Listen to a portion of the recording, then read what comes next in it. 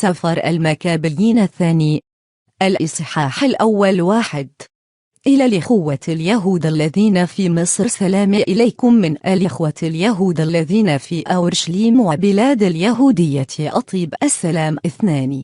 ليباركوا الله ويذكر عهده مع إبراهيم وإسحاق ويعقوب عبيده لمناء 3. وليؤتكم جميعا قلبا لن تعبدوه وتصنعوا مشيئته بصدر مشروح ونفس راضية. 4. ويفتح قلوبكم لشريعته ووصاياه ويجعلكم في سلام. 5. وليس تجب لصلواتكم ويتاب عليكم ولا يخذلكم في أوان السوء. 6. ونحن هنا نصلي من أجلكم. 7.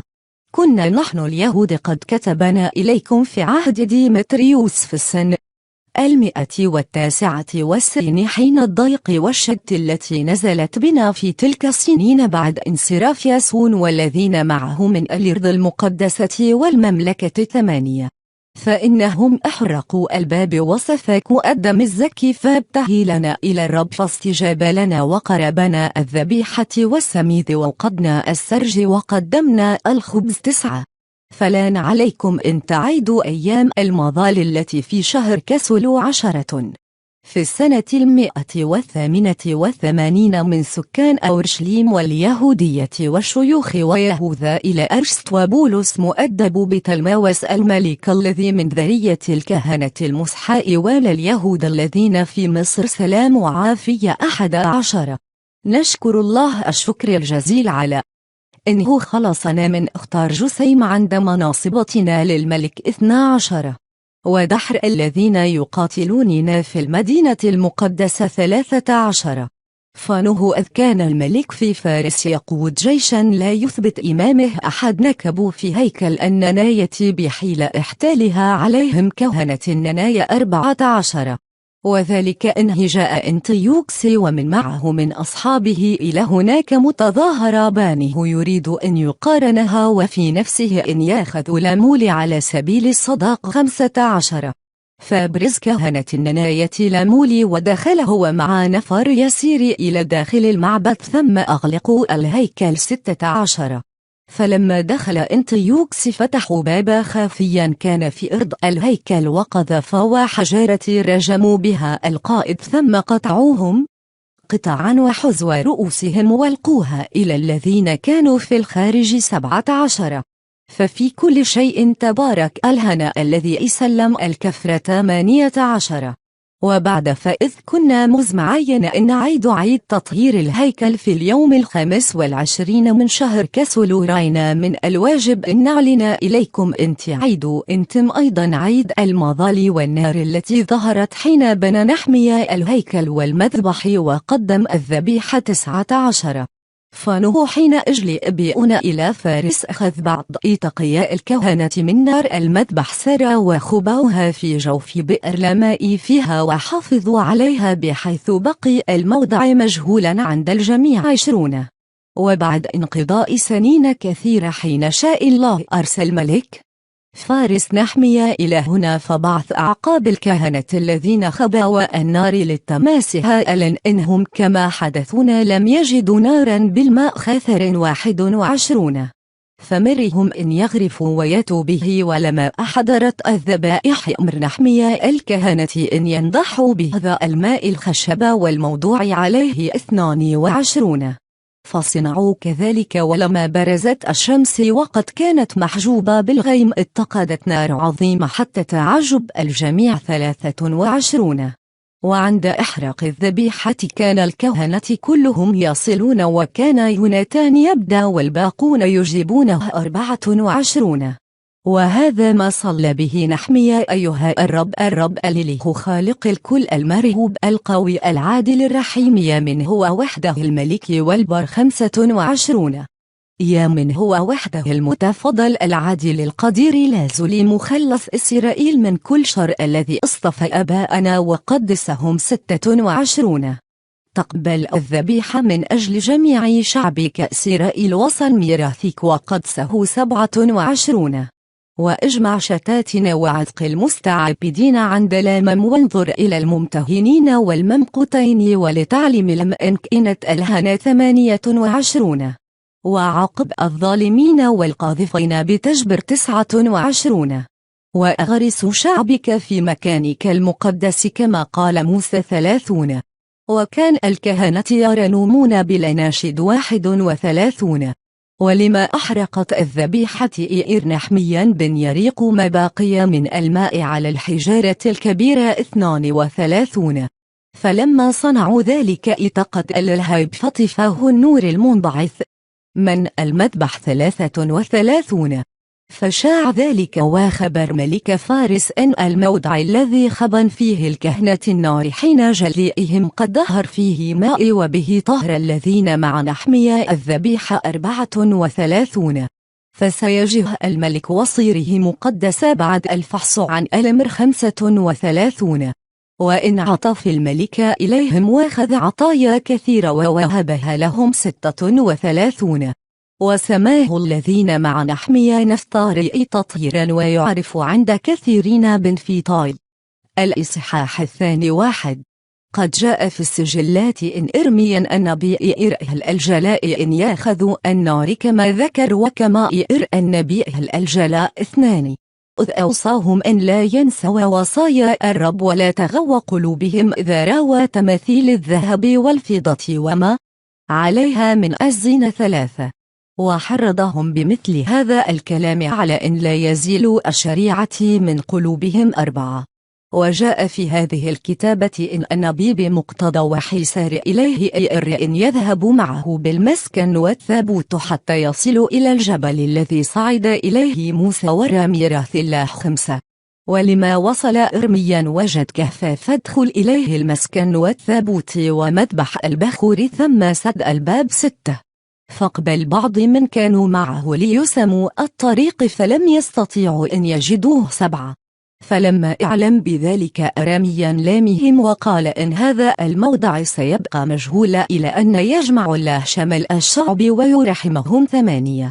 وحينئذ يبرز الرب هذه الأشياء ويبدو مجد الرب والغمام كما ظهر في أيام موسى وحين سأل سليمان أن يقدس الموضع تقديسا به 9. إذ اشتهر وابدأ حكمته بتقديم الذبيحة لتدشين الهيكل وتتميمه 10. فكما دعا موسى الرب فنزلت النار من السماء وفنت الذبيحة كذلك دعا سليمان فنزلت النار من السماء وفنت المحرقات 11. وقال موسى إنما أفني ذبيحة الخطيئة لأنها لم تؤكل 12. وكذلك عيد سليمان للتدشين 8 أيام 13. وقد شرح ذلك في السجلات والتذاكر التي لنحميا وكيف إنشا مكتبة جمع فيها أخبار الملوك والأنبياء وكتابات داود ورسائل الملوك في التقادم 14. وكذلك جمع يهوذا كل ما فقد منا في الحرب التي حدثت لنا وهو عندنا 15. فإن كانت لكم حاجة بذلك فارسلوا من ياخذه إليكم 16. وإذ قد أزمعنا أن عيد التطهير كتبنا إليكم وانكم لتحسنون الصنع إذا عيدتم هذه الأيام 17. والله الذي خلص جميع شعبه ورد على الجميع الميراث والملك والكهنوت والمقدس 18. كما وعد في الشريعة نرجو منه إن يرحمنا قريبا ويجمعنا مما تحت السماء إلى الموضع المقدس 19. فنه قد انقذنا من شرور عظيمة وطهر الموضع 20. إن الحوادث التي وقعت ليهوذا المكابي واخوته وتطهير الهيكل العظيم وتدشين المذبح 21. والحروب التي وقعت مع انطيوكس الشهير وابن أباطور 22. والآيات التي ظهرت من السماء في حقل الذين تحمسوا لدينا اليهود حتى إنهم عقلتهم تستو على البلاد بجملتها وطردوا جماهير العاجم 23. واستردوا الهيكل الذي اشتهر ذكره في المسكونة بسرها وحرروا المدينة واحية والشرائع التي كادت تضمح لان الرب عطف عليهم بكثرة مراحمه 24. تلك الأمور التي شرحها ياسون القيرواني في 5 كتاب قد اقبلنا نحن على اختصارها في درج 1 25. ولما رأينا تكاثر الحوادث والصعوبة التي تعترض من إراد الخوض في أخبار التاريخ لكثرة المواد 26 كان منهمنا إن نجعل فيما كتبناه فكاهة للمطالع وسهولة للحافظ وفائدة للجميع 27. فلم يكن تكليفنا لهذا الاختصار أمر سهل وما تم بالعرق والسهر 28. كما إن الذي يعد مادة ويبتغي بها منفعة الناس لا يكون الأمر عليه سهل غير أن لأجل مرضاة الكثيرين سنتحمل هذا النصب عن طيب نفس 29. تاركين التدقيق في تفاصيل الحوادث لأصحاب التاريخ وملتزمين في الاختصار استقراءهم الوقائع 30. فانه كما ينبغي لمن يهندس بيتا جديدا أن يهتم بجميع أجزاء البنيان ولمن يباشر الوسم والتصوير أن يتطلب أسباب الزينة كذا ما نحن فيه على مائر 31. فن التبحر والكلام على كل إئر والبحث عن جزء في جزء من شأن مصنف التاريخ 32. ومن الملخص فمرخص له إن يسوق الحديث باختصار مع إهمال التدقيق في المباحث 33. وها هنا نشرع في أيراد الحوادث مقتصرين من التمهيد على ما ذكرناه إذ ليس من الإصابة لا طناب فيما قبل التاريخ ولا إيجاز في التاريخ. الإصحاح 1. حين كانت المدينة المقدسة عامرة أمنة والشرائع محفوظة غاية الحفظ لما كان عليه أنيا الكاهن الأعظم من الورع والبغض للشهر 2. كان الملوك نفسهم يعظمون المقدس ويكرمون الهيكل بفخر التقادم 3. حتى إن سلوقس ملك إسيا كان يؤدي من دخله الخاص جميع النفقات المختصة بتقديم الذبائح 4. وإن رجلا اسمه سمعان من سبط بنيامين كان مقلدا الوكالة على الهيكل وقعت مخاصمة بينه وبين الكاهن الأعظم لأجل الظلم جناه على المدينة 5. وإذ لم يمكنه التغلب على أنيا انطلق إلى أبلونيوس بن ترساوس وكان ذاك قائدا في بقاع سورية وفينيقية 6. وأخبره إن الخزانة التي في أورشليم مشحونة من المول بما لا يستطاع وصفه حتى إن الدخل لا يحصل كثرته وإن ذلك ليس بمختص بنفقة الذبائح فيتهين للملك إدخال ذلك كله في حوزته 7. فوض أبلونيوس الملك وعلامه بالأمول التي وصفت له فاختار هليودورس قيم المصالح وارسله وامره بجلب الأمول المذكورة 8. فتوجه هليودورس لساعته قاصدا في الظاهر التطوف في مدن بقاع سورية وفينيقية وكان في الواقع يقصد إنفاذ مرام الملك 9. فلما جاء أورشليم أحسن الكاهن الأعظم ملتقاه فحدثه بما كشفوا به وصرح له بسبب قدومه وساله الأمر في الحقيقة كما اذكر له 10. فذكر له الكاهن الأعظم إن المال هو ودائع للأرامل واليتامى 11. وإن قسما منه له ركنس بن طوبيا أحد عظماء الإشراف ثم إن الأمر ليس على ما وشبه سمعان المنافق وما المال كله 40 قنطار فضة و100 قنطار ذهب 12. فلا يجوز بوجه من الوجوه ضم الذين ائتمنوا قداسة الموضع ومهابة وحرمة الهيكل المكرم في المسكونة كلها 13. لكن هليودورس بناء على إير الملك إصر على حمل الأمول إلى خزانة الملك 14. وعين يوم دخل فيه للفحص عن ذلك فكان في جميع المدينة ارتعاع شديد 15. وإن طرح الكهنة أمام المذبح بحللهم الكهنوتية يبتهلون نحو السماء إلى الذي سن في الودائع انتصان لمستودعها 16. وكان من وجه الكاهن الأعظم يتفيتر فؤاده لان منظره وانتقع لونه كان ينبئان بما في نفسه من الارتعاش 17.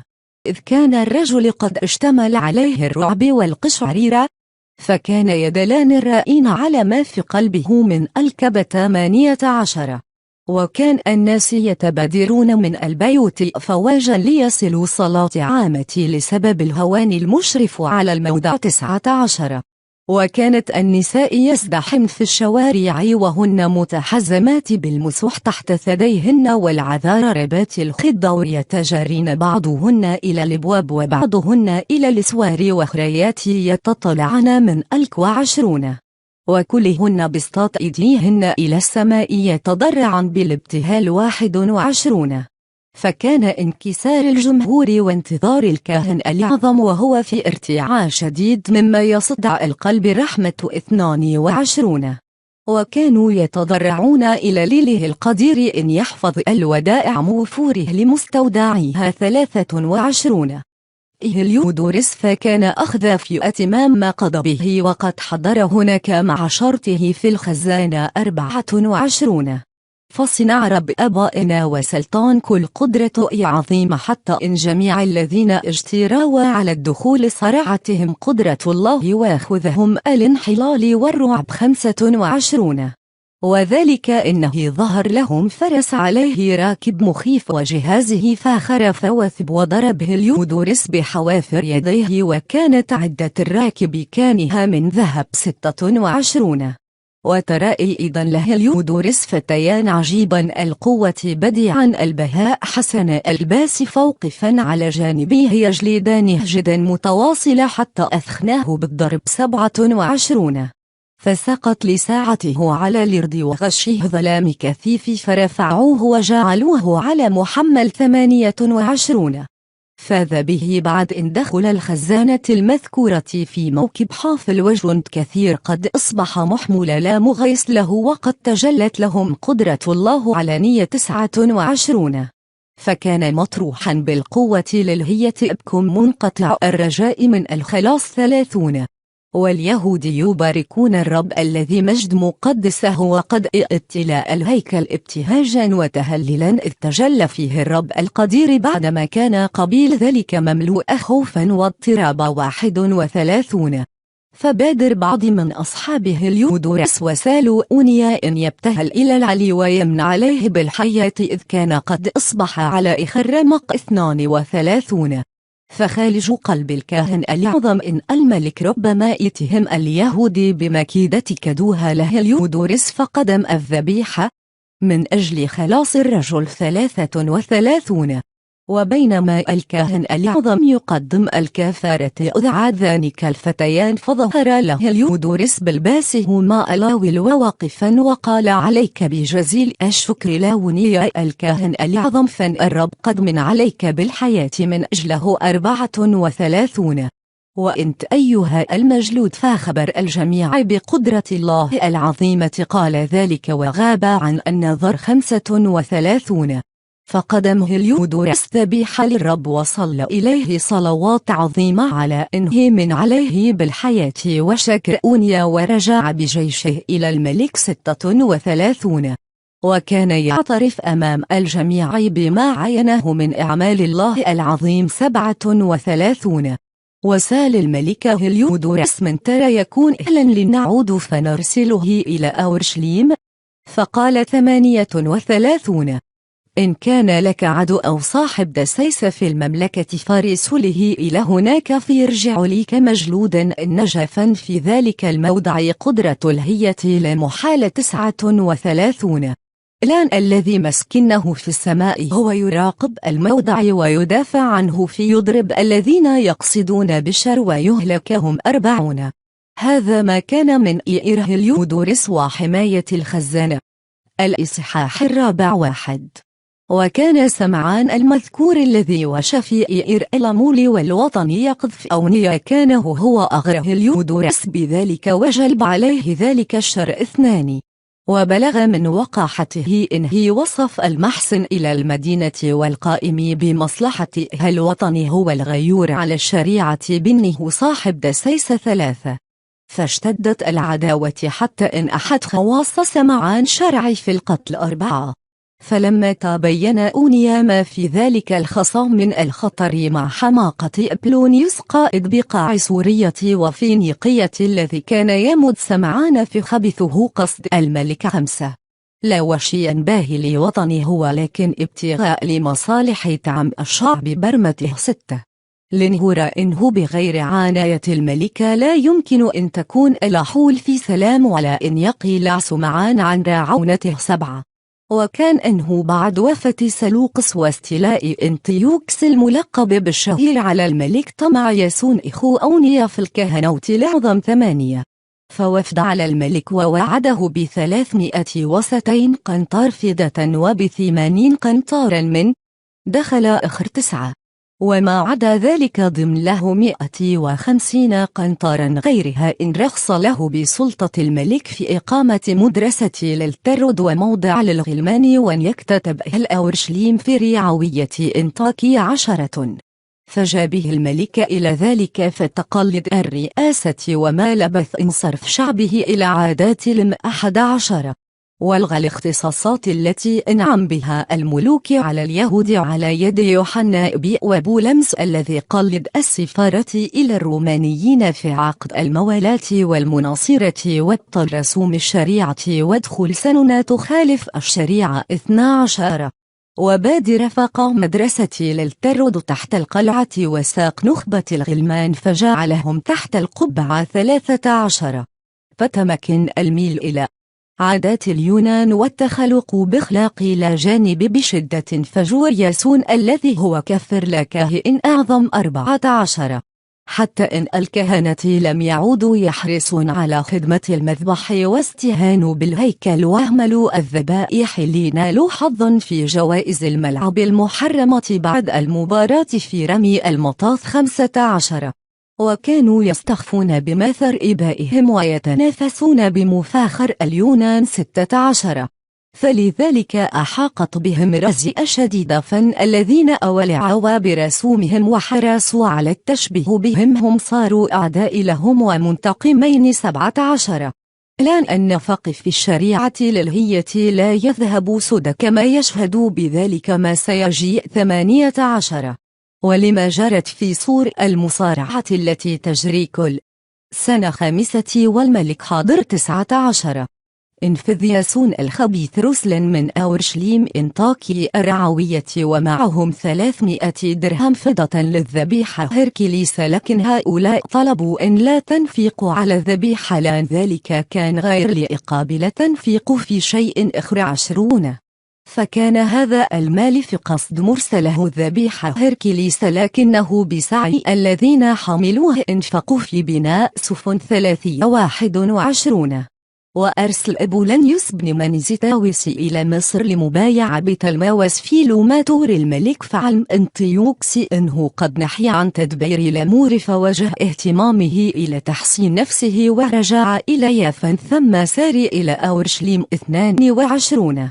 فاستقبله ياسون واهل المدينة استقبالا جليلا ودخل بين المشاعل والهتاف ثم انصرف من هناك بجيش إلى فينيقية 23. وبعد مدة 3 سنين وجه ياسون من لاوس أخا سمعان المذكور ليحمل أموال للملك ويفاوضه في أمور مهمة 24. فتزلف إلى الملك واطر عظم سلطانه وحال الكهنوت الأعظم إلى نفسه بن زاد 300 قنطار فضة على ما أعطى ياسون 25. ثم رجع ومعه أوامر الملك ولم يكن على شيء مما يليق بالكهنوت الأعظم وإنما كانت له أخلاق غاشمين عنيف وحقاد وحشدار 26. وهكذا فن ياسون الذي اختل إخاه قتله إخر فطرد وفر إلى إرض بن عمون 27.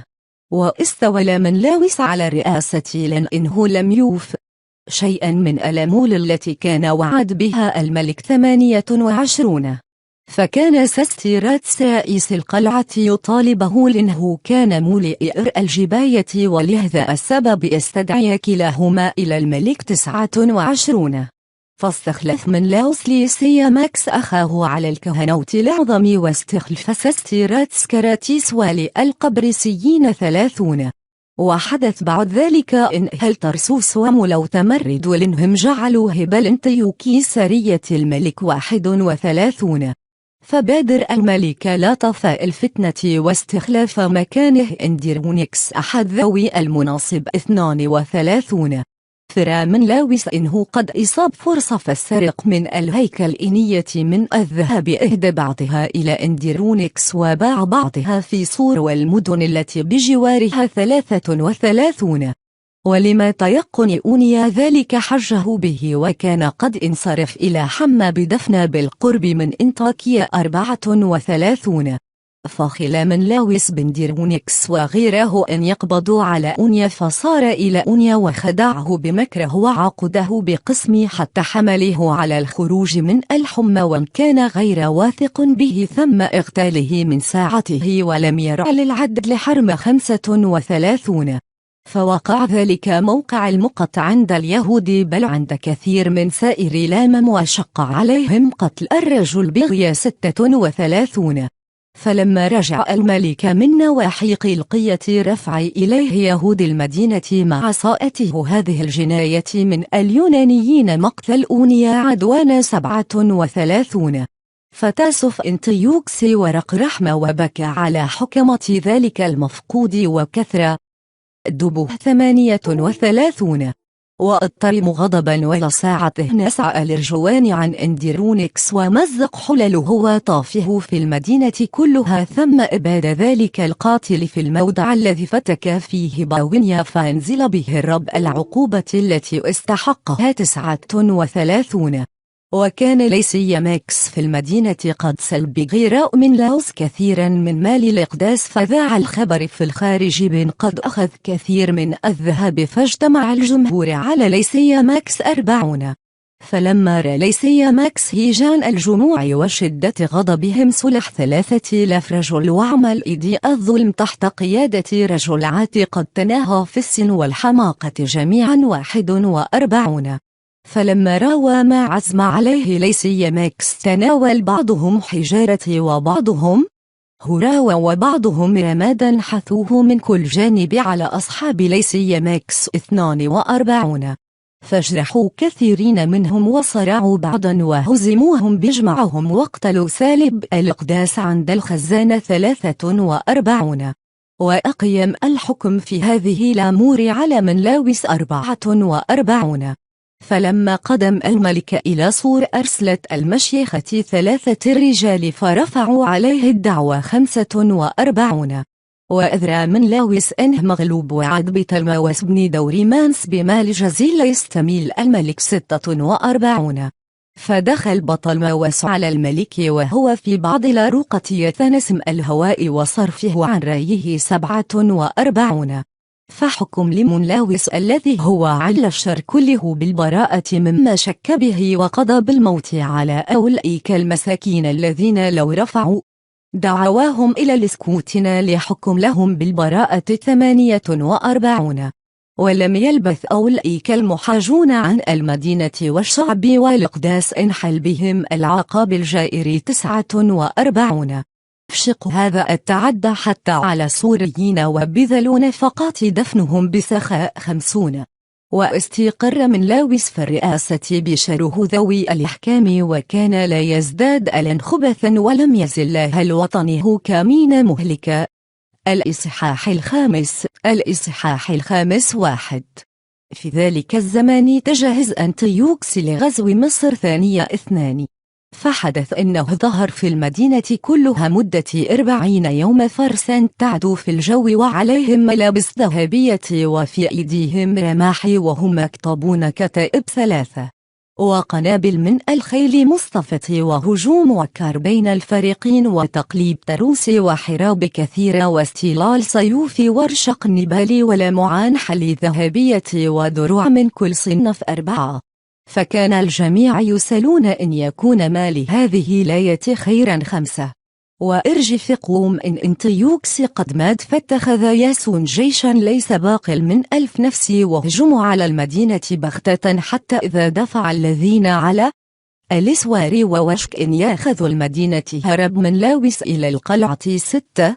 فقياس يذبح الوطن هو بغير رحمة ولم يفطن إن الظفر بالإخوان هو عين الخذلان حتى كان نصرته هذه إنما كانت على إعداء إلى على بني إته 7 لكنه لم يحز الرئاسة وما أحق به أخيرا خزي كيده فهرب ثانية إلى إرض بني عمون 8 وكانت خاتمة إيره منقلبا سيئا لإرتاس زعيم العرب طرده فجعل يفر من مدينة إلى مدينة وجميع ينبذونه ويبغضونه بغضب ارتد عن الشريعة ويمقتونه مقت منه وقتال الوطن حتى دحر إلى مصر 9 فكان إن الذي غرب كثيرين هلك في الغربة في أرض الكديمون إذ لجأ إلى هناك بوسيلة القراب 10 والذي طرح كثيرين بغير قبر أصبح لم يبك عليه ولم يدفن ولم يكن له قبر في وطنه 11 فلما بلغت الملك هذه الحوادث ائتهم اليهود بالانتقاد عليه في زحف من مصر وقد تنمر في قلبه وأخذوا المدينة عنوى 12 وإئر الجنود إن يقتلوا كل من صادفوه دون رحمة ويذبحوا المختبئين في البيوت 13 اتفقوا يهلكون الشبان والشيوخ ويبيدون الرجال والنساء ولا ولاد ويذبحون العذار ولا الطفل 14 فهلك 80,000 نفس في 3 أيام منهم 40,000 في المعركة وبيع منهم عدد ليس باقل من القتلى 15 ولم يكتفي بذلك بل اجترى ودخل الهيكل الذي هو أقدس موضع في الأرض كلها وكان دليله من لاوس الخائن للشريعة والوطن 16 وأخذوا الآنية المقدسة بيديه الدانستين مع مائدته ملوك إلى جانب لزينة الموضع وبهائه وكرامته وقبض عليها بيديه النجستين ومضى 17 فتش شامخ أنطيوكس في نفسه ولم يفطن إلى أن الله غضب حين لأجل خطايا سكان المدينة وانه لذلك أهمل الموضع 18 ولولا انهمكوا بخطايا كثيرة لجد حال دخوله وردع عن جسارته كما وقع له اليودورس الذي بعثه سلوقس الملك لافتقاد الخزانة 19 ولكن الرب لم يتخذ ألمتي لأجل الموضع بل الموضع لأجل لاما 20 ولذلك بعدما اشترك الموضع في مصائب لامة عاد فاشترك في نعم الرب وبعدما خذله القدير في غضبه ادرك المجد عند توبته تعالى 21 وحمل أنطيوكس من الهيكل 1800 قنطار وبادر الرجوع إلى أنطاكية وقد خيلت إليه كبرياؤه وتشامخ نفسه إنه يقطع البر بالسفن والبحر بالقدم 22 وترك عمالا رغم ألمة منهم في البس في أورشليم وهو فريجي الأصل وكان إشرس أخلاقا من الذي نص به 23 وإنديرونيكس في جرازيم وأيضا من لاوس الذي كان إشجورا على الرعية من كليهما 24 ثم حمله ما كان عليه من المقتل رعاية اليهود على إن أرسل إبلونيوس الرئيس البغيض في 22,000 جند وامره أن يذبح كل بلغ منهم ويبيع النساء والصبيان 25 فلما وفد إلى أورشليم الظهر السلام وتربص إلى يوم السبت المقدس حتى إذا دخل اليهود في عطلتهم إير أصحابه بن يتصلحوا 26 وذبح جميع الخارجين للتفرج ثم اقتحم المدينة بالسلاح وهلك خلقا كثيرا 27 وإن يهوذا الماكبي كان قد انصرف إلى البرية وهو 10 فلبث مع أصحابه في الجبال يعيشون عيشات الوحوش ويكلون العشب إلى أن يشتركوا في النجاسة الإصحاح 1 وبعد ذلك بيصير أرسل الملك شيخا إثينيا ليضطر اليهود أن يرتدوا عن شريعة إبائهم ولا يتبعوا شريعة الله 2 وليد دنس هيكل أورشليم ويجعله على اسم زاوس الأولمبي ويجعل هيكل جرازيم على اسم زاوس مئوي الغرباء لأن الموضع كانوا غرباء 3 فاشتد انفجار الشر وعظم على الجماهير 4 وإطلاء الهيكل عمرا وقصوفا، وأخذوا لم يفسقون بالمابونين ويضاجعون النساء في الدور المقدسة ويدخلون إليها ما لا يحل 5. وكان المذبح مغطى بالمحارم التي نهت الشريعة عنها 6. ولم يكن لاحظ أن يعيد السبت ولا يحفظ أعياد الآباء ولا يعترف بأنه يهودي أصلا 7. وكانوا كل شهر يوم مولد الملك يساقون قصرا للتضحية، وفي عيد يونيسيوس يضطرون إلى الطواف جلالا له عليهم كليل من البلاد 8. وصدر إير إلى المدن اليونانية المجاورة بغراء البطالمة إن يلزموا اليهود بمثل ذلك وبالتضحية 9. وإن من إن يتخذ السنن اليونانية يقتل فذاق وبذلك إير البلاء 10. فنئرتين سعي بهما إنهما ختنت ولادهما فعلقوا أطفالهما على أثديهما وطافوا بهما في المدينة علانية ثم ألقوهما عن السور 11. ولجا قوم إلى مغاور كانت بالقرب منهم لقامت السبت سرى في وجيبهم إلى في البس فحرقهم بالنار وهم لا يجترؤون أن يدافعوا عن أنفسهم جلالا لهذا اليوم العظيم. 12. وأني يرجو من مطالع هذا الكتاب أن لا يستوحشوا من هذه الضربات وأن يحسبوا هذه النقم ليست للهلاك بل لتأديب إتنا 13. فنوح إذا لم يهمل الكفر زمنا طويلا بالعجلة عليهم بالعقاب فذلك دليل على رحمة عظيمة 14. لأن الرب لا يمهل عقابنا بلانات إلى أن يستوفى كل لثام كما يفعل مع سائر لم 15. فقد قضى فينا بذلك إلى أن تبلغ 8 غايتها وينتقم منا أخيرا 16. فهو لا يزيل عن رحمته أبدا وذا أدب شعبه بالشدائد فلا يخذله 17. نقول هذا على سبيل التذكرة ونرجع إلى تتمة الحديث بكلام موجز 18. كان رجل يقال له العازار من متقدم الكتبة طاعا في السن رائع المنظر في الغاية فاكره بفتح فيه على أكل لحم الخنزير 19. فاختار أن يموت مجيدا على أن يحيا ذميما وانقاد إلى العذاب طائعا 20. وقذف لحم الخنزير من فيه ثمة قدم كما يليق بمن يتمنع بشجاعة عما لا يحل ذوقها رغبة في الحياة 21. فخل به الموكلون بمرء الضحايا الكفرية لما كان بينهم وبينه من قديم المعرفة وجعلوا يحثونه إن يأتي بما يحل له تناوله من اللحم مهيأ بيده ويتظاهر بأنه يأكل من لحم الضحايا التي يئر بها الملك 22. لينجو من الموت إذا فعل ذلك وينال منهم الجميل لأجل مودته القديمة. لهم 23. لكنه عول على الرأي النزيه الجدير بالسنة وكرامة شيخوخته وما بلغ إليه من جلالة المشيب وبكمال سيرته الحسنة منذ حدثته بلب الشريعة المقدسة للهية وجاب بغير توقف وقال بل اسبق إلى الجحيم 24. لأنه لا يليق بسننا الرئاء إلى أن يظن كثير من الشبان إن العازار وهو ابن 90 سنة قد انحاز إلى مذهب لا جانب 25. ويضل بسببي لأجل رئائي وحبيل حياة قصيرة فانية فجلب على شيخوختي الرجس والفضيحة 26.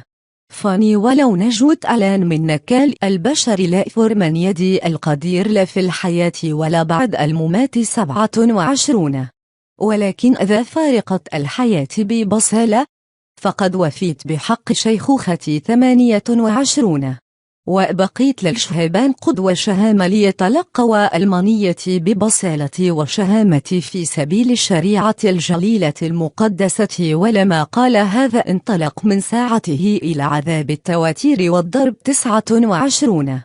فتحول أولئك الذين أبدوا له الرأفة قبل ذلك إلى القسوة لحسبانهم إن كلامه كان عن كبر 30. ولما إشرف على الموت من الضرب تنهد وقال يعلم الرب وهو ذو العلم المقدس إني وأنا قادر على التخلص من الموت أكبد في جسدي عذاب الضرب لليم ومن في نفسي فاني أحتمل ذلك مسرورا لأجل مخافته 31. وهكذا قضى هذا الرجل تاركا موته قدوة شهامة وتذكار فضيل لامته باسرها فضلا عن الشبان بخصوصهم. الإصحاح 1. وقبض على 7 إخوة مع أمهم فأخذوا الملك يكرههم على تناول لحوم الخنزير المحرمة ويعذبهم بالمقارع والسياط 2. فانتدب أحدهم للكلام وقال ماذا تبتغي وعم تستنطقني أنا لنختار إن نموت ولا نخالف شريعة أبائنا 3. فحنق الملك وامر بحماء الطواجن والقدور ولماء حمية 4. إئر لساعته بن يقطع لسان الذي انتدب للكلام ويصلخ جلد راسه وتجدع اطرافه على عيون إخوته وامح 5. ولما عاج ذمة إئر بن يؤخذ إلى النار وفيه رمق من الحياة ويقلى وفي مكان البخار منتشرا من الطاجن كانوا هم وامهم يحض بعضهم بعضا إن يقدموا على الموت بشجاعة 6. قائلين إن الرب الإله ناظر وهو يتمجد بنا كما صرح موسى في نشيده الشاهد في الوجوه إذ قال ويستمجد بعبيده 7. ولما قضى لاول على هذه الحال ساق الثاني إلى الهوان ونزعوا جلد راسه مع شعره ثم سالوه هل ياكل قبل أن يعاقب في جسده عضوا 8. فجاب ببلاغة إبائه وقال لا فذاقوه باقية العذاب كلاوي 9. وفيما كان على إخرم قال إنك أيها الفجر تسلبن الحياة الدنيا ولكن ملك العالمين إذا متنا في سبيل شريعته فسيقيمنا لحياة إبضي 10. وبعده شرعوا يستهينون بالثالث. وامروه فدلع لسانه وبسط يديه بقلب جليد 11. وقال إن من الرب السماء أوتيت هذه ليضاء ولاجل شريعته ابذلها وياه ارجو إن استردها من بعد 12. فبهت الملك والذين معه من بسال قلب ذلك الغلام الذي لم يبال بالعذاب شيئا 13. ولما قضى عذب الرابع ونكلوا به بمثل ذلك 14. ولما إشرف على الموت قال حبذا ما يتوقعه الذي يقتل بدي الناس من رجاء أقامة الله له من إن فلا تكون لك قيامة للحياة 15. ثم ساق الخامس وعذبوه فالتفت إلى الملك وقال 16. إنك بما لك من السلطان على البشر مع كونك فانيا تفعل ما تشاء ولكن لا تظن إن الله قد خذل ذريتنا 17. صبر قليل فتربيسه الشديد كيف يعذبك ونسلك 18. وبعده ساق السادس فلما قارب أن يموت قال لا تغتر بالباطل فانا نحن جلبنا على أنفسنا هذا العذاب لا ننخطانا إلى الهنا ولذلك وقع لنا ما يقضي بالعجب 19. ومن إنت لا تحسب أنك تترك سدى بعد تعرضك لمناصبة الله 20. وكانت أمهم أجدر الكل بالعجب والذكر الحميد فانها عاينت بنيها 7 يهلكون في مدة يوم واحد وصبرت على ذلك بنفس طيب الثقة بالرب 21. وكانت تحرض كل منهم بلغة إبائها وهي ممتلئة من الحكمة السامية وقد ألقت على كلامها الانثوي بصالة رجلية 22. قائل لهم أني لست أعلم كيف نشاتم في أحشائي ولا أنا ما نحتكم الروح والحياة ولا أحكم التركيب أعضائكم 23. على إن خالق العالم الذي جبل تكوين الإنسان وابدع لكل شيء تكوينه سيعيد إليكم برحمته الروح والحياة لنكم ألن تبذلون أنفسكم في سبيل شريعته 24. وإن أنت يوكس إذ تخيل إنه يستخف به وخشي صوت معاير عيره أخذ يحرض بالكلام أصغارهم الباقي بل أكد له بالأيمان إنه يغنيه ويسعده إذا ترك شريعة إبائه ويتخذه خليلا له ويقلده المناصب 25. ولم لم يصخ الغلام لذلك البتة، دعا الملك مه وحثها أن تشير على الغلام بما يبلغ لخلاصه 26، ولح عليها حتى وعدت بابنها تشير على ابنها 27. ثم انحنت إليه واستهزأت بالملك العنيف وقالت بلغة إبائها: يا بني ارحمني، أنا التي حملتك في جوفها 9 شهر ورضيعتك 3 سنين وعالتك وبلغتك إلى هذه السن وربتك 28. انظر يا ولدي إلى السماء والأرض وذا رأيت كل ما فيهما، فاعلم إن الله صنع الجميع من العدم، وكذلك وجد جنس البشر 29. فلا تخف من هذا الجلاد، لكن كن مستاهلا لأخوتك، وقبل الموت لا تلقاك مع أخوتك بالرحمة 30. وفيما هي تتكلم قال الغلام: ماذا أنتم منتظرون؟ إني لا أطيع إرء الملك وما أطيع إرء الشريعة التي ألقيت إلى آبائنا على يد موسى 31. وأنت أيها المخترع كل شرع على العبرانيين إنك لن تنجو من يد الله 32. فنحن ما نعاقب على خطايانا 33. وربنا الحي وإن سخط علينا حين يسيرا لتوبيخنا وتأديبنا سيتوب على عبيده من بعد 34. ومن إنت أيها المنافق يا أخبث كل بشرف، لا تتشامخ باطلا وتتنامر بمالك الكذب، وانت رافع يدك على عبيده 35. لنك لم تنج من دينون الله القدير الرقيب 36. ولقد صبر إخوتنا على المساعة ثم فزوا بحياة أبدية وهم في عهد الله، ومن إنت فسيحل بك بقضاء الله العقاب الذي تستوجبه بكبريائك 37. وأنا كأخوتي أبذل جسدي ونفسي في سبيل شريعة آبائنا، وابتهل إلى الله إن لا يبطئ في توبته على إئتنا، وأن يجعلك بالمحن والضربات تعترف بأنه هو لله وحده 38. وإن ينتهي في وفي إخوة غضب القدير الذي حل على إئتنا عدلا 39. فحنق الملك ولم يحتمل ذلك الاستهزاء، فزاد نكلا على أخوته 40. وهكذا قضى هذا الغلام طاهر، وقد وكل إلى الرب كل إره 41. وفي آخر المرهلكة ألام على ثربنيها 42. وبما أردناه عن الضحايا والتعذيبات المبرحة كفاية. الإصحاح 8. وكان يهوذا المكابي ومن معه يتسللون إلى القرى ويندبون ذوي قرابتهم ويستدمون الذين ثبتوا على دين اليهود، حتى جمعوا 6002. وكانوا يبتهلون إلى الرب إن ينظر إلى شعبه الذي أصبح يدوسه كل أحد، ويعطف على الهيكل الذي دنسه النفاق 3. ويرحم المدينة المتهدمة التي اشرفت على المحاء، ويصغي إلى صوت الدماء الصارخة إليه 4. ويذكر هيلاك لا طفل لا برياء الظلم والتجديف على اسمه، ويجهر ببغضته للشهر 5. ولما أصبح المكابي في جيش لم تعد ألم تثبت إمامه، إذ كان سخط الرب قد استحال إلى رحمة 6.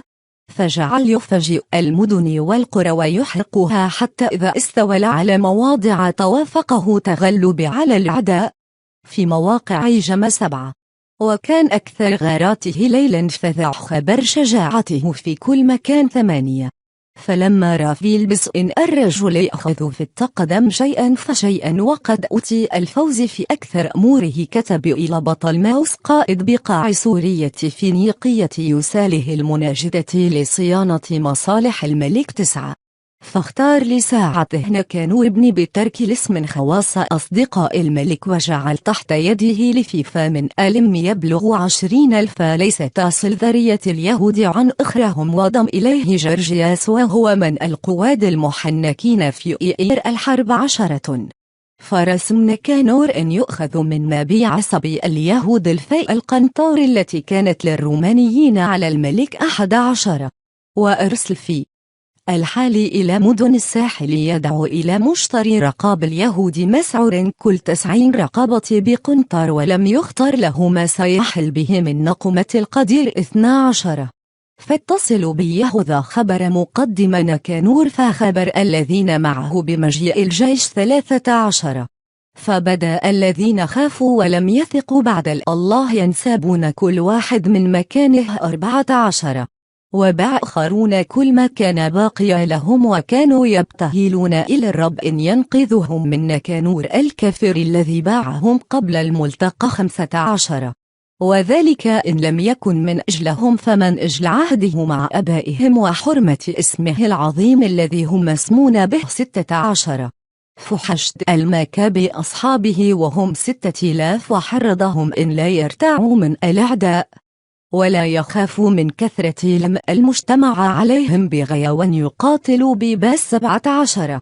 جاعلين نصب عيونهم الأهانات التي ألحقوها بالموضع المقدس عدوانا، وما انزلوه بالمدينة من القهر والعار مع نقد سنن الآباء 18.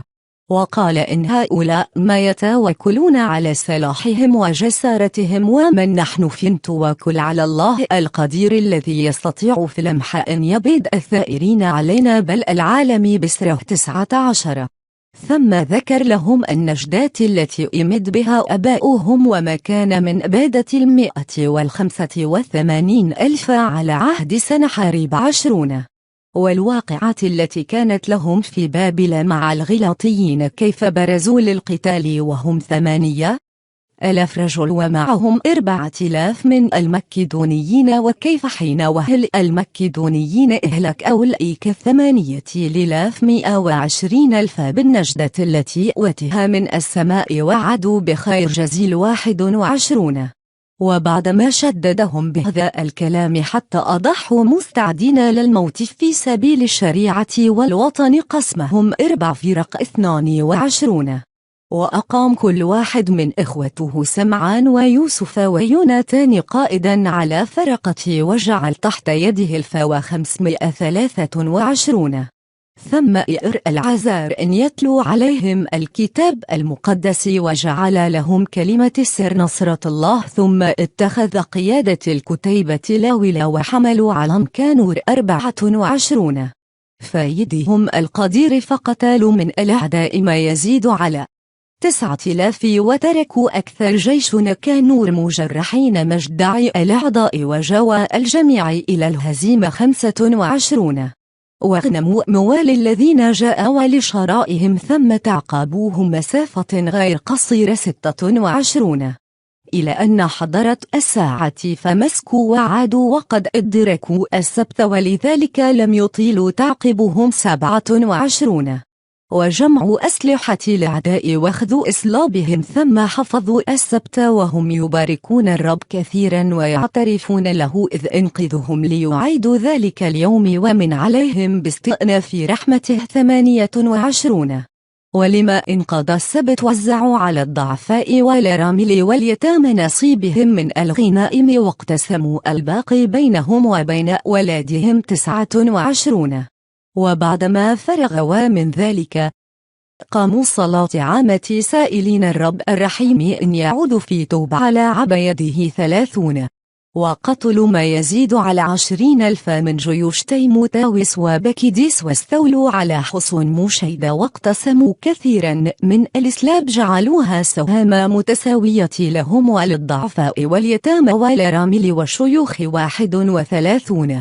ولما جمعوا أسلحة العدو رتبوا كل شيء في موضعه اللائق به، وحملوا ما بقي من الغنائم إلى أورشليم 32. وقتلوا رئيس جيش تيموتاوس وكان رجلا شديد النفاق الحق باليهود إضرارا كثير 33. وبينهم يحتفلون بالظفر في وطنهم أحرقوا كالستانيس وقوم معه في بيت كانوا قد فروا إليه، وكانوا قد أحرقوا الأبواب المقدسة، فنالهم الجزاء الذي استوجبوه بكفرهم 34. ومن نكانور الشديد الفجور الذي كان قد استصحب معه الفتاجر لمشتري اليهود 35.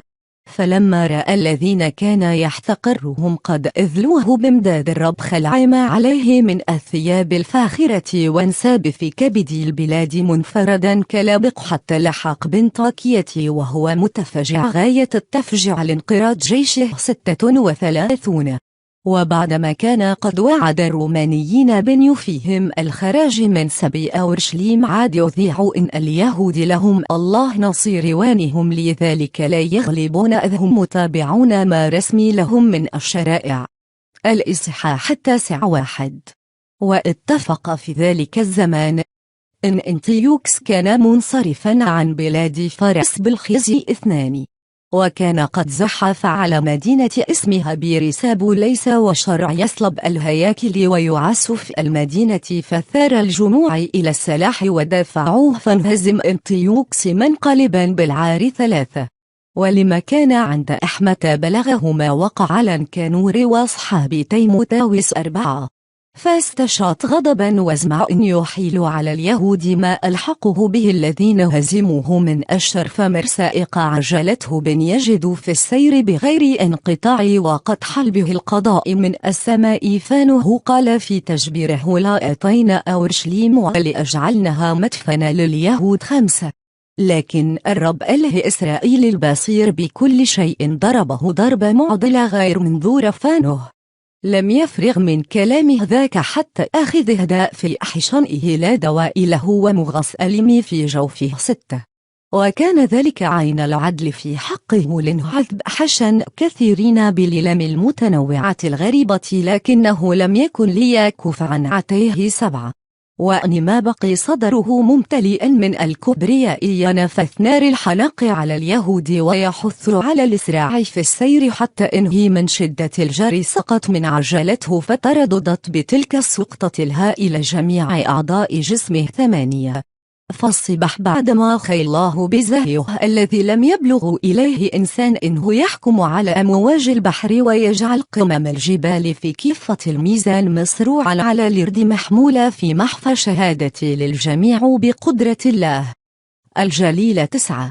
حتى كانت الديدان تنبع من جسد ذلك المنافق ولحمه يتساقط وهو حي باللام ولا وجاع وصار الجيش كله يتكرهن رائحته 10. حتى إنه بعدما كان قبيل ذلك يزين له إنه يمس كواكب السماء لم يكن أحد يطيق حمله لشدة رائحته التي لا تحتمل 11. فلما رأى نفسه في تلك الحال من تمزق جسمه أخذ ينزل عن كبريائه المفرطة ويتعقل الحق إذ كانت الأوجاع تزداد فيه على ساعات بالضربة للهي 12. حتى إنه هو نفسه أمثال يطيق نتنه فقال حق على الإنسان إن يخضع لله وإن لا يحمله الكبر وهو فن على إن يحسب نفسه معادلا لله 13. وكان ذلك الفجر يتضرع إلى الرب لكن الرب لم يكن ليرحمه من بعد ونذر 14. إن المدينة المقدسة التي كان يقصدها حثيثا لمحو أثارها ويجعلها مدفنا سيجعلها حر 15. وإن اليهود الذين كان قد قضى عليهم بن لا يدفنوا بل يلقوا مع أطفالهم ماكلا للطيور والوحوش سيسويهم جميعا بلاثينيين 16. وإن الهيكل المقدس الذي كان قد انتهى به سيزينه بفخر التحافي ويرد ألانية المقدسة ضعافا ويؤدي النفقات المفروضة للذبائح من دخله الخاص 17. بل إنه هو نفسه يتهود ويطوف كل معمور في الأرض ينادي بقدرة الله 18. وإذ لم تسكن لامه لانقضاء الله العادل كان قد حل عليه قنت من نفسه وكتب إلى اليهود رسالة في معنى التوسل وهذه صورتها 19.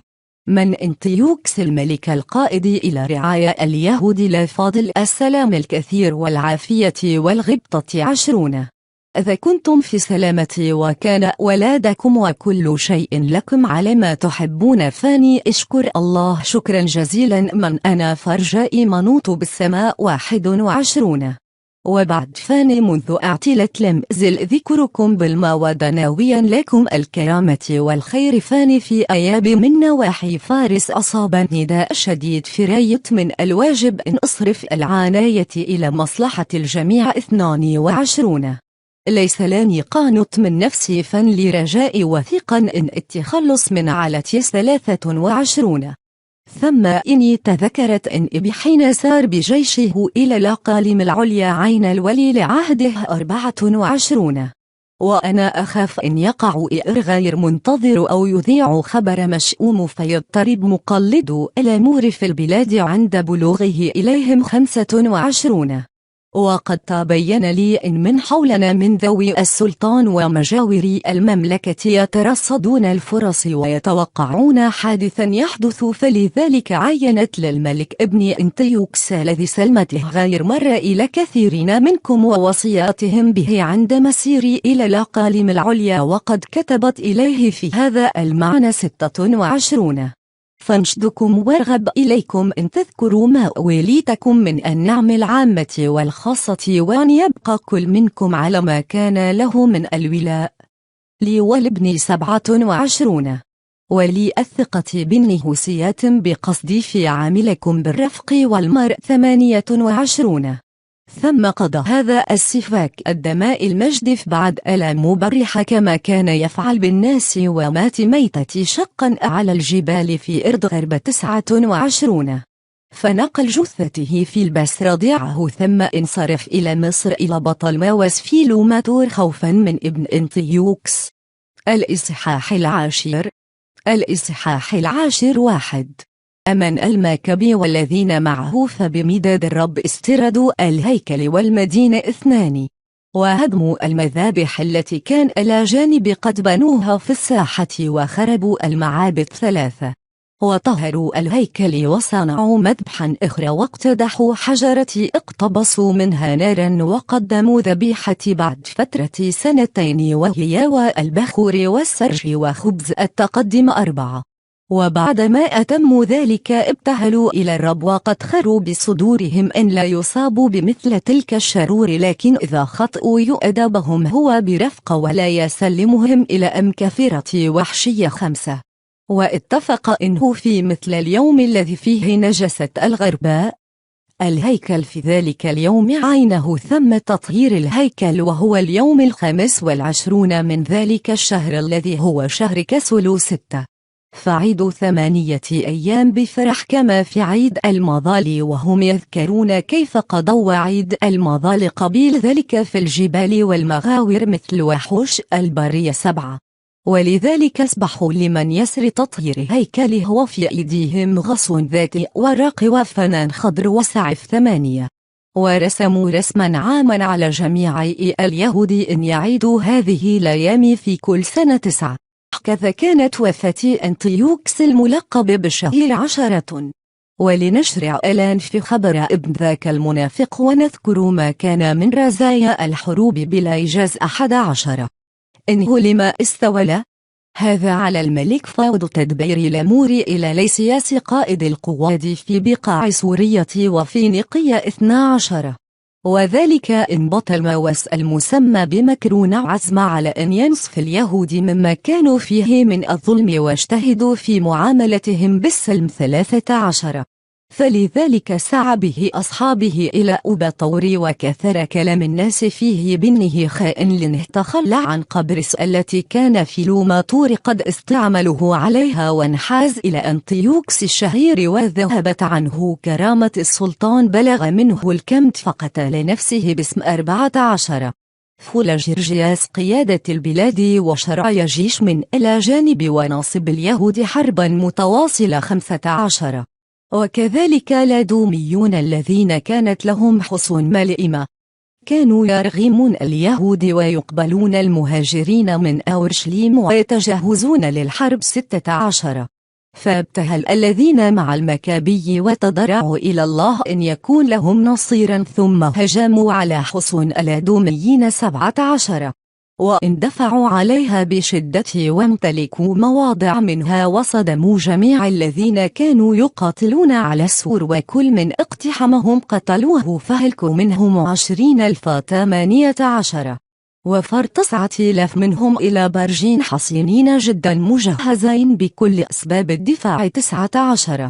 فخلف الماكبي سمعان ويوسف وزكا وعددا من أصحابه كفيا لمحاصرتهما، وانصرف إلى مواضع أخرى كانت اشد اقتضاء له 20، غير إن الذين كانوا مع سمعان استغوهم حب المال فرتشوا من بعض الذين في البرجين وخلوا سبيلهم بعد إن أخذوا منهم 70,000 درهم 21. فلما أخبر الماكبي بما وقع جمع رؤساء الشعب وشكى ما فعلوا من بيع أخوتهم بالمال، إذ أطلقوا أعدائهم عليهم 22. ثم قتل أولئك الخونة ومن فوره استولى على البرجين 23، وقرنت أسلحته بكل فوز على يده، فهلك في البرجين ما يزيد على 20,024. ثم إن تيموتاوس الذي كان اليهود قد قهروه من قبل حشد جيشا عظيما من الغرباء وجمع من فرسان إسيا عددا غير قليل، ونزل على اليهودية نزول مستفتح قهر 25. فعندما اقتربوا توجه أصحاب المكبي إلى الابتهال إلى الله وقد حثوا التراب على رؤوسهم وحزموا أحقاءهم بالمسوح 26، وخروا عند رجل المذبح وابتهلوا إليه إن يكون رحما لهم ومعاديا لعدائهم ومضايقا لمضايقيهم كما ورد في الشريعة 27. ولما فرغوا من الدعاء أخذوا السلاح وتقدموا حتى صاروا عن المدينة بمسافة بعيدة، ولما قاربوا العدو وقفوا 28. وعند طلوع الشمس تلاحم الفريقان، وهؤلاء متوكلون على الرب كفيلا بالفوز والنصر مع بصالتهم، وأولئك متخذون البأس قائدهم في الحروب 29. فلما اشتد القتال ترى إلى العداء من السماء 5 رجال رائعي المنظر على خيلها لجم من ذهب، فجعل 2 منهم يقدمان اليهود 30، وهما قد اكتنفا المكابي يحفزانه بسلحتهما ويقيانه الجرح وهم يرمون بالسهام والصواعق حتى عميت أبصارهم، وجعلوا يخبطون ويتصرعون 31. فقتل 20,500 ومن الفرسان 632. وانهزم تيموتاوس إلى الحصن المسمى بجازر وهو حصن منيع، وكان تحت إيركراوس 33. فاستبشر أصحاب المكبي وحاصروا المعقل 4 أيام 34. وإن الذين في داخله لثقتهم بمناعة المكان تمادوا في التجديف وافحشوا في الكلام 35. فلما كان صباح اليوم 5 هجم 20 فتى من أصحاب المكبي على السور وهم متاقدون غيظا من التجديف، واتفقوا يذبحون ببصالة وتنمر كل من عرض أمامهم 36. وعطف آخرون فتسلقوا إلى الذين في الداخل وضرموا البرجين وحرقوا أولئك المجدفين أحياء في النيران المتقدة 37. وكسر آخرون الأبواب وادخلوا بقية الجيش فاستحوذوا على المدينة، وكان تيموتاوس مستخفيا في جب فاذبحوه هو وكيراوس أخاه وبلوفانيس 38. وبعد ذلك باركوا الرب النشيد والاعتراف على إحسانه العظيم إلى إسرائيل وتعده لهم بالنصر. الإصحاح 11 1. وبعد ذلك بزمان يسير إذ كانت هذه الحوادث قد شقت جدا لسياس وكيل الملك وذي قرابته والمقلد تدبير الأمور 2، جمع نحو 80,000 والفرسان كلهم وزحف على اليهود زاعما أنه يجعل المدينة مسكنا لليونانيين 3، ويجعل الهيكل موضعا للكسب كسائر معابد الأمم، ويعرض الكهنوت الأعظم للبيع سنة فسنة 4، غير متفكر في قدرة الله لكن متوكل براعون قلبه على ربوت الرجالة ولف الفرسان وفيلته 80 5.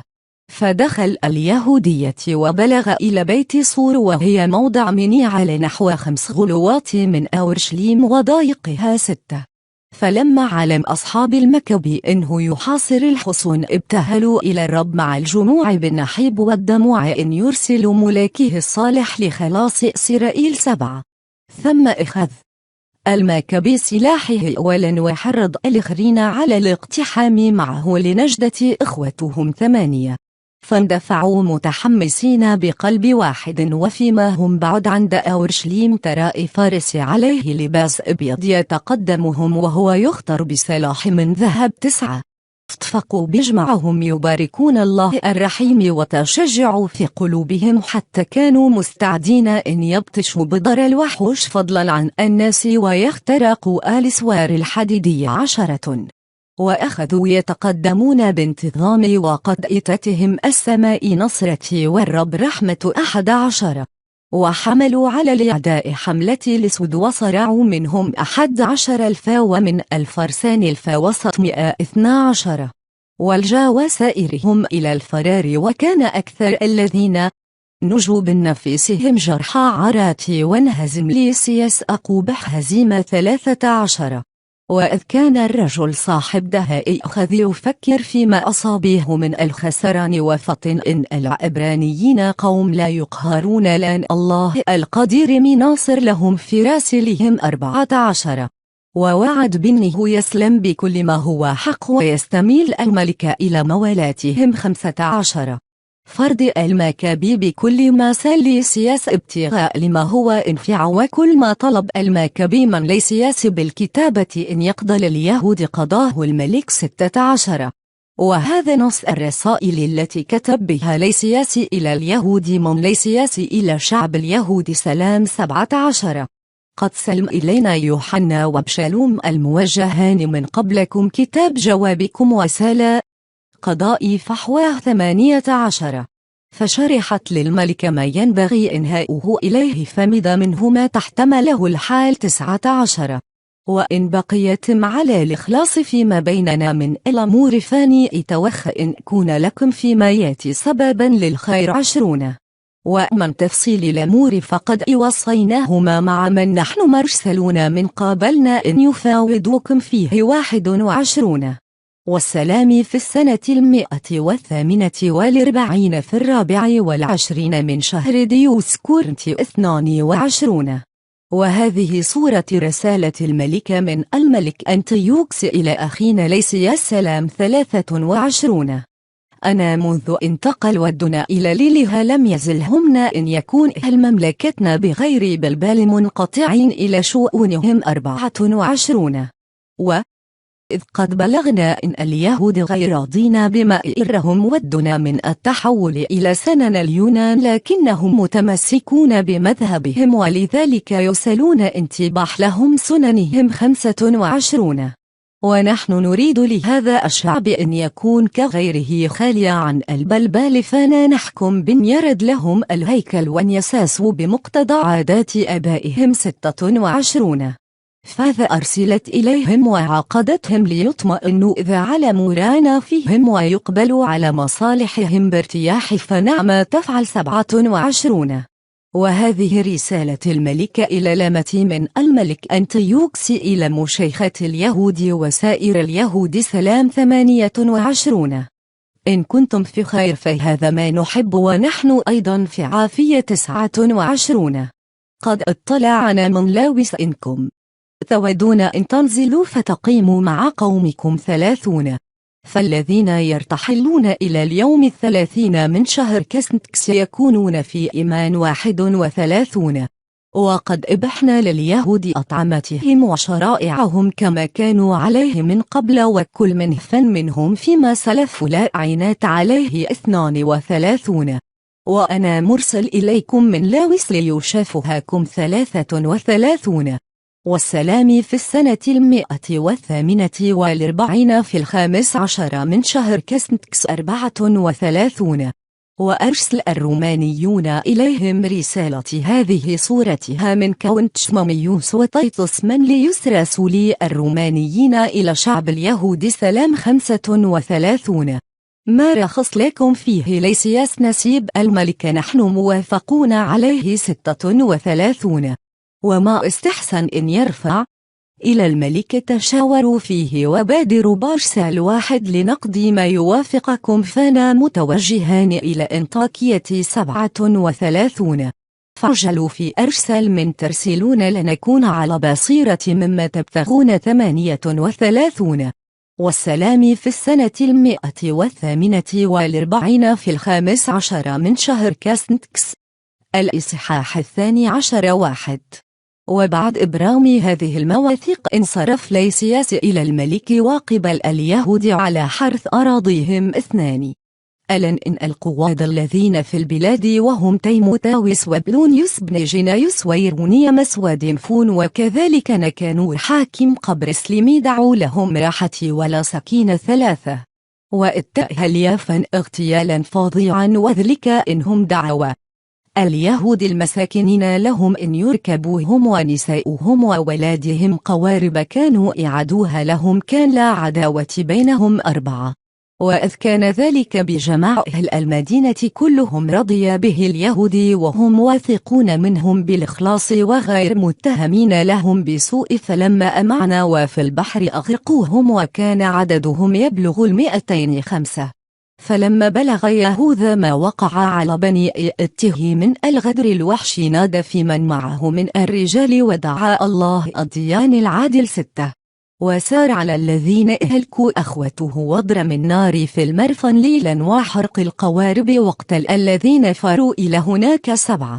ولما كانت المدينة مغلقة انصرف في نية الرجوع ومحو دولة اليافيين من أصلها 8. لكن لما علم إن اليمن ينوون أن يصنعوا بمساكنيهم من اليهود مثل ذلك 9. نزل على أهل اليمن ليلا وحرق المرفن مع الاسطول حتى رؤى ضوء النار من أورشليم على بعد 240 غلو 10. ثم ساروا من هناك 9 غلوات زاحفين على تيموتاوس، فتصدى لهم قوم من العرب يبلغون 5000 ومعهم 500 فرس 11. فقتلوا قتالا شديدا، وكان الفوز لأصحاب يهوذا بنصرة الله، فانكسروا عرب البادية وسالوا يهوذا إن يعاقدهم على أن يؤدوا إليهم مواشي ويمدوهم بمنافع أخرى 12. ولم يشك يهوذا إنه يحصل منهم على جدوى طائلة فرض بمصالحتهم في عقدهم، فانصرفوا إلى خبيتهم 13. ثم أغار على مدينة حصينة ممنع بجسور والسوار يسكتها لفيف من ألم اسمها كاسفيس 14. وإذ كان الذين فيها واثقين بمناعة السوار ووفرة الميرة أخذوا الأمر بالتهاون واتفقوا يشتمون أصحاب يهوذا ويجدفون وينطقون بملايح 15. فدعا أصحاب يهوذا رب العالمين العظيم الذي أسقط أريحا على عهد يشوع بغير كاباش ولا مجانيق، ثم وثابوا على السور كالأسود 16. وفتحوا المدينة بمشيئة الله وقتلوا من الخلق ما لا يحصى، حتى إن البحيرة التي هناك وعرضها غلوتان الاتلات وطفحت بالدماء 17. ثم ساروا من هناك مسير 750 غلو حتى انتهوا إلى الكرك إلى اليهود الذين يعرفون بالطوبيين 18. فلم يظفروا بتيموتاوس في تلك المواضع لأنه كان قد انصرف عنها دون أن يصنع شيئا، لكنه ترك في بعض المواضع محرسا منيعا 19. فخرج دوسيتاوس وسوسي باتير من قواد المكبي وهلك من الجند الذي تركه تيموتاوس في الحصن ما ينيف على 10,000 20. وقسم المكبي جيشه فرقا وقمهما على الفرق وحملوا على تيموتاوس، وكان معه 120 الفراج والفان 500 فرس 21. فلما بلغ تيموتاوس مقدم يهوذا وجه النساء والأولاد وسائر الثقال إلى مكان يسمى قرنيم، وكان موضعا منيعا يصعب فتحه والإقدام عليه لأنه محاط بالمضايق 22.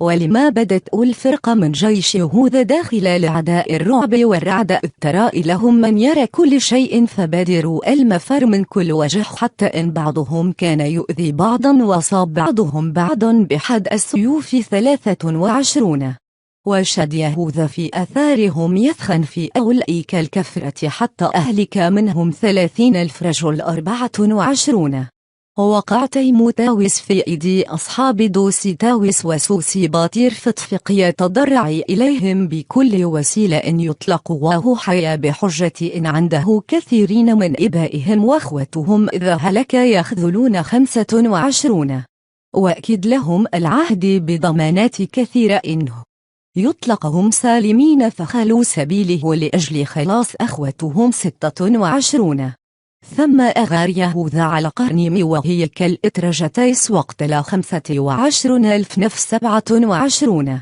وبعد انكسار أولئك وهلكاتهم زحف يهوذا على عافيرون إحدى المدن الحصينة وكان يسكنها ليسياس ومشت وكان على إسوارها شبان من ذوي الباس يقاتلون بشدة ومعهم كثير من المجانيق والسهام 28 فدعا أصحاب يهوذا القدير الذي حطم بس العدو بشدة فاخذوا المدينة وصرعوا من الذين في داخلها 25,029 ثم ارتحلوا من هناك وهجموا على مدينة بيت شان وهي على 600 غلو من أورشليم 30 ألن إن اليهود المقيمين هناك شهدوا بن أهل بيت شان مسافون لهم وانهم عاملوهم بالإحسان في أزمنة الضيق 31 فشكروهم على صنيعهم ووصواهم إن لا يزالوا معهم على المصافة ثم جاء أورشليم لقرب عيد الأسابيع 32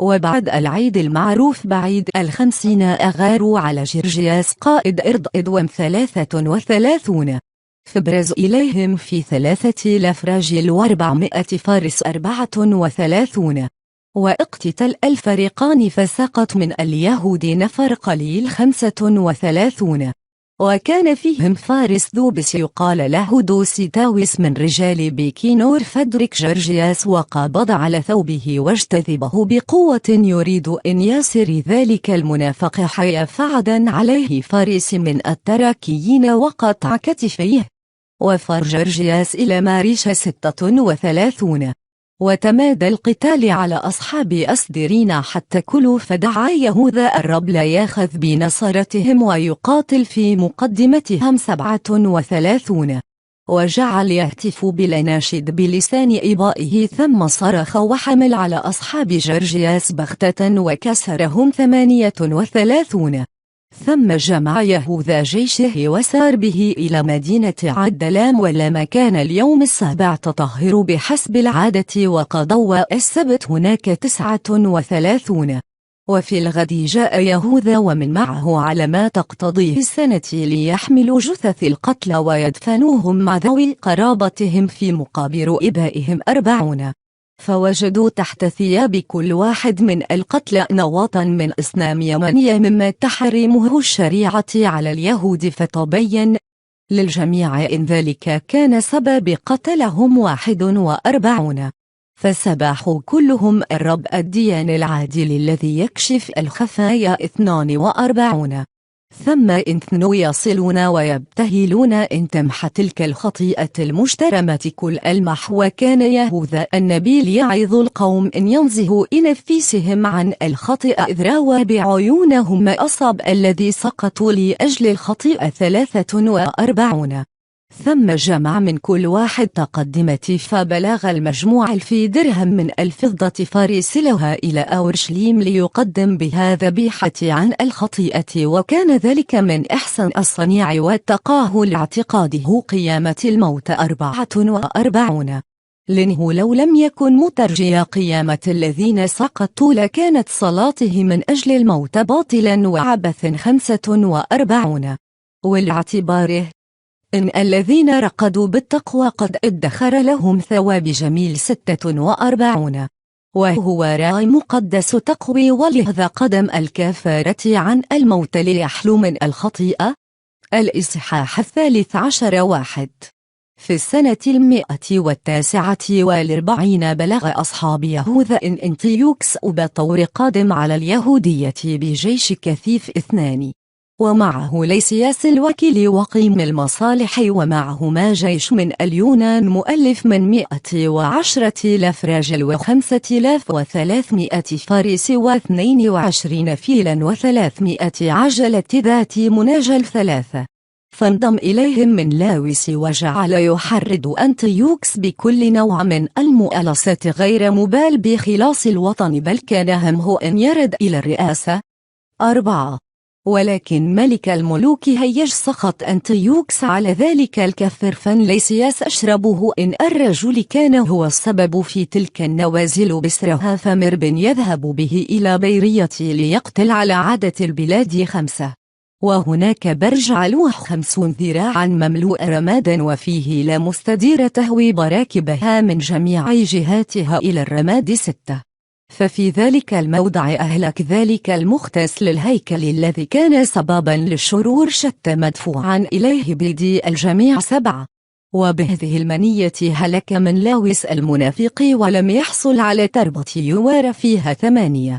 وكان ذلك بكل عدل فانه، إذ كان قد اجترم جرائم كثيرة على المذبح الذي ناره ورماده مطهران. ذاق منيته في الرماد 9.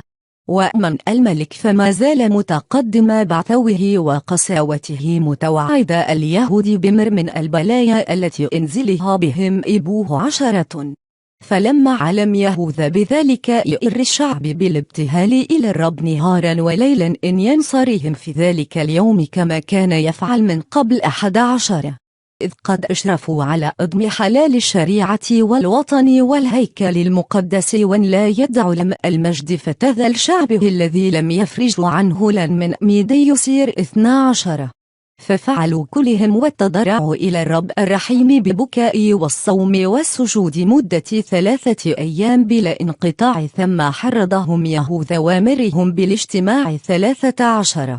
وخلا بالشيوخ وبر معهم مشورة إن يخرجوا ويقضوا الأمر بتأييد الرب قبل أن يدخل جيش الملك اليهودية ويستحوذ على المدينة 14.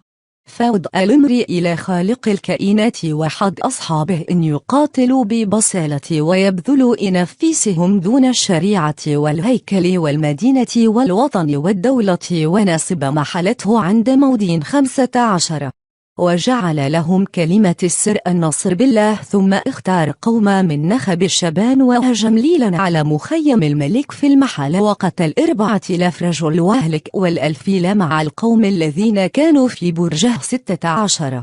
وملأوا المحل رعبا واضطرابا، وانقلبوا فائزين بوقاية الرب التي كانت تكتنفه 17. وتمت له هذه النصرة عند طلوع الفجر 18. فلما ذاق الملك ما عند اليهود من البطش عمد إلى أخذ المعاقيل بالحيل 19. فحاصر بيت صور وهي محرس من اليهود، فانكسر وارتد من كوسا خاسر 20. وكان يهوذا يمد الذين فيها بما يحتاجون إليه 21. وإن رجلا من جيش اليهود اسمه رودكس كشف العدو بسرارهم، فطلبوه وقبضوا عليه وسجنوه 22. فعاد الملك وخاطب أهل بيت صور وعرض عليهم الصلح، فعقدوه وانصرف 23. وبعد إنقاذ اليهوذا وانكسر بلغه إن فيلبس الذي كان قد ترك في أنطاكية لتدبير الأمور قد تمرد عليه فوقع في حيرة، وتوسل إلى اليهود ودان لهم وحال فهم على أعطاء حقوقهم كلها وسلمهم، وقدم ذبيحة وكرم الهيكل واحسا إلى الموضع 24. وصف المكبي ونصبه قائدا وحاكم على البلاد من بطلمايس إلى حدود الجرانيين 25. ثم جاء إلى بطلمايس، وكان أهل المدينة قد شق عليهم ذلك العهد وانكروا عليه فسخ عهودهم 26. فانطلق ليسياس إلى الديوان وورد ما استطاع من الحجج، فاقنعهم وسكنهم وميلهم إلى الرفق، ثم عاد إلى أنطاكية، وهكذا انقضى مقدم الملك ورجوعه. الإصحاح الإصحاح 14. وبعد مدة 3 سنين بلغ أصحاب يهوذا إن ديمتريوس بن سلوقس قد ركب البحر من ميناء طرابلس بجيش كثيف وستول 2، واستولى على البلاد بعدما قتل انطيوكس وليسياس وكيله 3. وإن الكيمس الذي كان قد قلد الكهنوت العظم ثم انقاد إلى النجاسة أيام الاختلاط يقني إن لا خلاص له البت ولا سبيل إلى ارتقاء المذبح المقدس 4. فت ديمتريوس الملك في السنة 151 وهد إليه أكليلا من ذهب وسعافة وغصانا من زيتون مما يختص بالهيكل وباقي في ذلك اليوم ساكت. 5. ثم أصاب فرصة وافق روعون مقاصد ديمتريوس دعاه إلى ديوانه وساله عن أحوال اليهود وما في نياتهم 6. فقال إن الحسيديين من اليهود الذين عليهم يهوذا المكابي لا يزالون في الحروب والفتن ولا يدعون للملكة راح 7. وهؤلاء قد سلبت كرامة أبي يعني الكهنوت العظم فقدمت إلى هنا 8. ولله في خدمتي فيما يولي إلى مصلحة الملك وثانية للسعي في مصلحة قوم لانس فهؤلاء الناس قد انزل بامتناء البلاء الشديد 9. فذي قد اطلعت أيها الملكة على تفصيل ذلك فاتفت إلى بلادنا وامتناء المباغي عليها بما فيك من الرفق والإحسان إلى الجميع 10. فنه ما دام يهوذا باقي فمن المحال إن تكون الحول في الدع 11. ولما ما قاله جعل سائر أصدقاء ديمتريوس وهم أعداء ليهوذا ويغرونه عليه 12. فاستحضر من ساعته نكانور مدبر الفيلة وقومه قائدا على اليهودية وارسله 13. وإره إن يقتل يهوذا ويبدد أصحابه ويقيم الكيمس كاهن أعظم للهيكل الشهير 14. فاخذوا لم الذين في اليهودية يفرون عن يهوذا وينضمون فواجا إلى مكانور وهم يعودون نكبات اليهود ورزاياهم حظا لهم 15. ولما بلغ اليهود قدوم نكانور وانضمام لم إليه حثوا التراب على رؤوسهم وابتهلوا إلى الذي قام شعبه ليبقى مدى الدهر مدافعا عن ميراثه بايات بين 16. ثم يئرهم القائد فبادروا المسير من هناك واتقوهم عند قرية دساو 17. وكان سمعان أخو يهوذا قد نازل كانور فجاءته نجدتي على حين بغتة فادركه بعض الفشل 18. ولكن لما سمعان كانور بما أبداه أصحاب يهوذا من الباس والبصالة في مدافعاتهم عن الوطن أشفق من إن يفصلوا لمر بالسلاح 19. فارس البوسيدونيوس وتاودوتس ومتتيا لعرض الصلح ومضائه 20. فبحثوا في المر طويلا وعرض القائد ذلك على الجمهور فاجمعوا كلهم على رأي واحد وقبل العهد 21. وعينوا يوم يواجهونهم فيه سرى فاقبل كانور وجيء بالكراسي من الجانبين 22. وأقام يهوذا رجالا متسلحين متاهبين في المواضع الموافقة مخافة إن يدهم هم الأعداء بشر ثم تفاوضوا وعقدوا الاتفاق 23. وأقام كانور باورشليم لا ياتي من كرن واطلق الجيوش التي اجتمعت إليه فواجا 24. وكان كثير التردد إلى يهوذا وصب إليه بقلبه 25. وحثه على الزواج والاستلاد فتزاوج ولبث في راحة وطيب عيش 26. ولما رأى الكيمس ما هما فيه من التصافي والتعاهد عاد فت إلى ديمتريوس وقال إن كانور يرى في الأمور رأي الفساد وأنه قد عين في موضعه يهوذا الكامن للملكة كاهنة أعظم 27. فاستشاط الملك غضبا ووغر صدره بسعاية ذلك الفجر فكتب إلى مكانور يقول إنه ساخط من ذلك العهد ويامره بن يبادر إلى إرسال المكبي مقيدا إلى انطاكية 28. فلما وقفنا كانور على ذلك ادركته الحيرة وصعب عليه إن ينقض عهده ولم يرى من الرجل ظلم 29. ولكن إذ لم يجدوا سبيلا إلى مقاومة الملك تربص فرصة ليمضي الأمر بالمكيدة 30. ورأى المكابي أن كانور قد تغير عليه ولم يعد يتلقاه ببشاشته المألوفة ففطن إن هذا التغير ليس عن خير فجمع عددا من أصحابه وتغيب عن كانور 31. فلما رأى كانور إن الرجل قد سبقه بحزمه ودهائه انطلق إلى الهيكل العظيم المقدس وكان الكهنة يقدمون ذبائح على عادتهم فمرهم إن يسلموا إليه الرجل 32.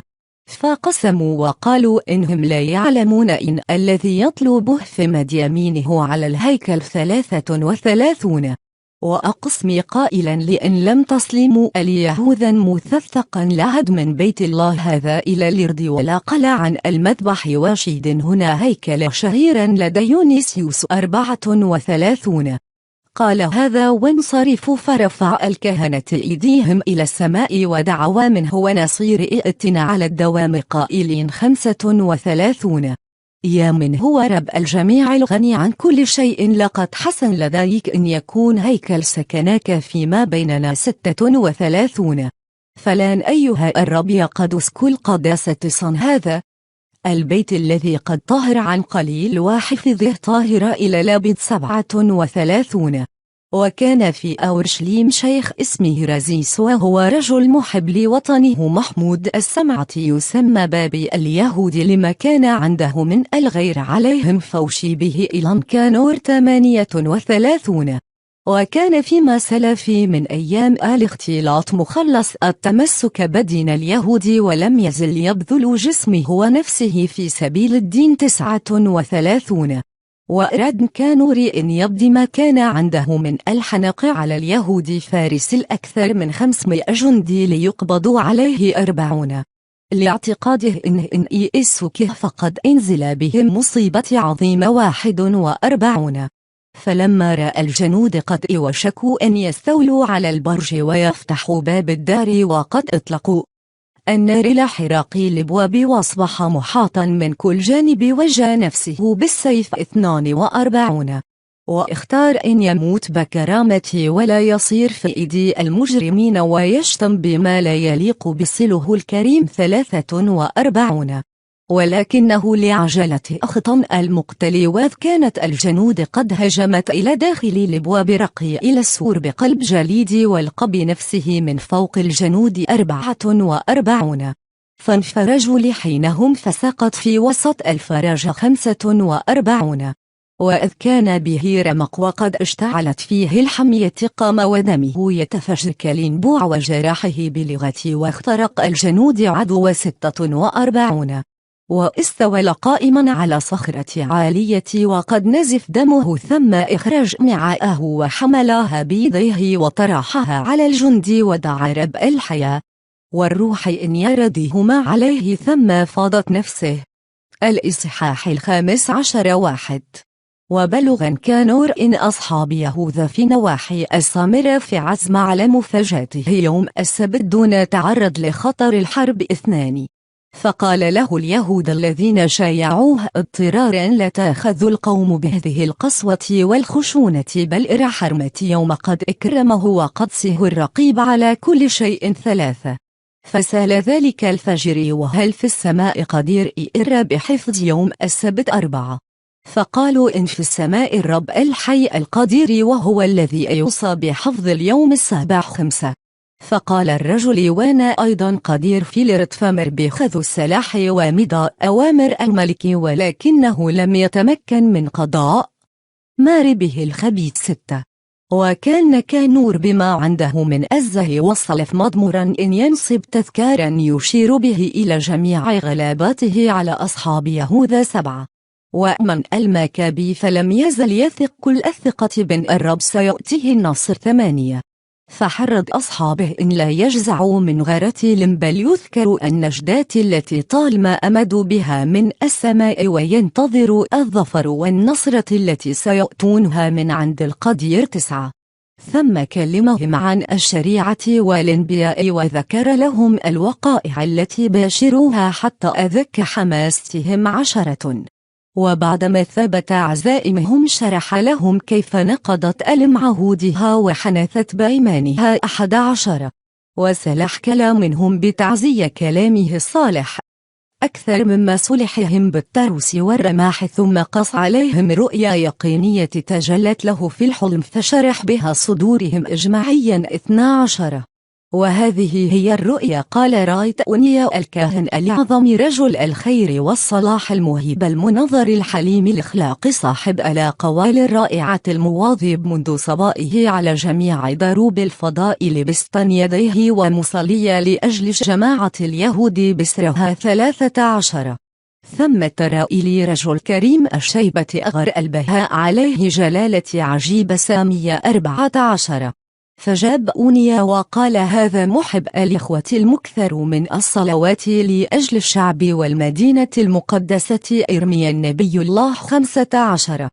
ثم إن إرميا مد يمينه وناول اليهود سيفا من ذهب وقال 16: خذ هذا السيف المقدس هبة من عند الله، به تحطم العداء 17.